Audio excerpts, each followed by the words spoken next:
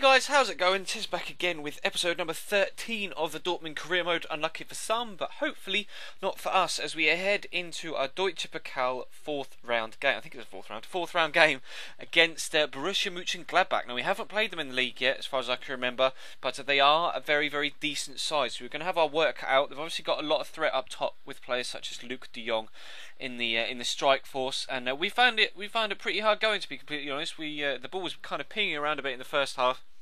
Actually able to eventually pull out a corner here, and Schmelz is going to whip it in. We decided to let the left back take it. Mats Hummels going to rise, and we get a fortunate deflection there. Misses the goalkeeper misses it. I think it's Ter Stegen's in goal.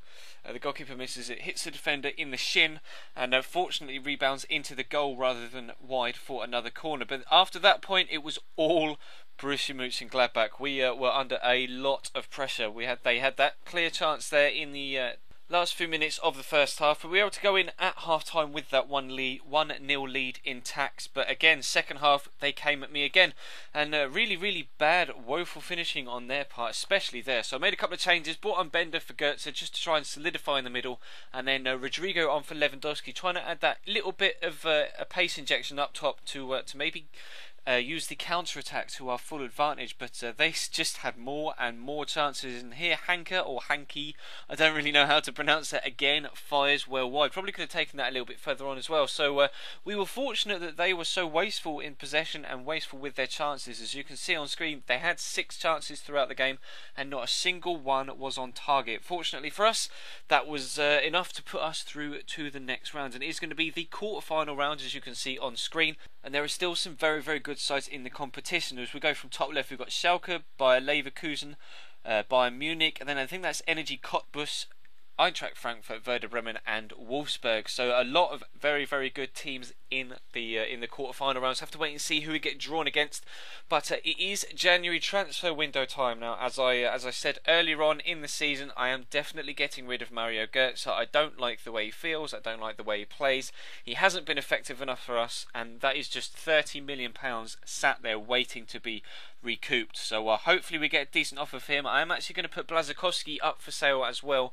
I just haven't been getting on very well with him either. He doesn't feel as fast as his stats suggest. His touch is a little bit clunky, and I'm just not that keen. So we're going to have a squad report here. Going to let that run in the background. Obviously, if there's anyone in particular you'd like to see, then feel free to pause the video at any point whenever we get through to them. But just going to let that run in the background whilst we discuss what's going to happen in the January transfer window. Now, we've not got any games for a couple of weeks because in Germany they do have a winter break around about Christmas and New Year.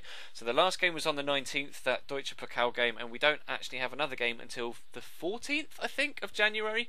So we've got a couple of weeks to solely focus on transfers. Now, we're going to need a replacement for Goetze and Błaszczykowski, just to keep squad numbers up in those positions, and also we're going to need to boost the squad numbers, let alone replace the outgoing. We're going to need to boost them.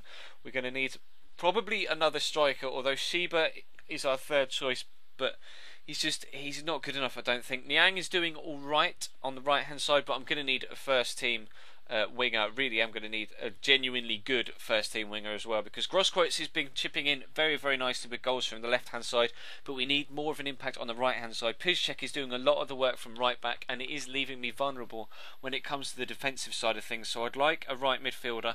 I would definitely want a centre midfielder, preferably one that's more attacking minded, but of course Nuri Sahin is only on loan from Real Madrid, so whilst we've got defensive options at the minute, when it comes to the summer, we are going to need to replace Nuri Sahin and look for a defensive minded central midfielder as well.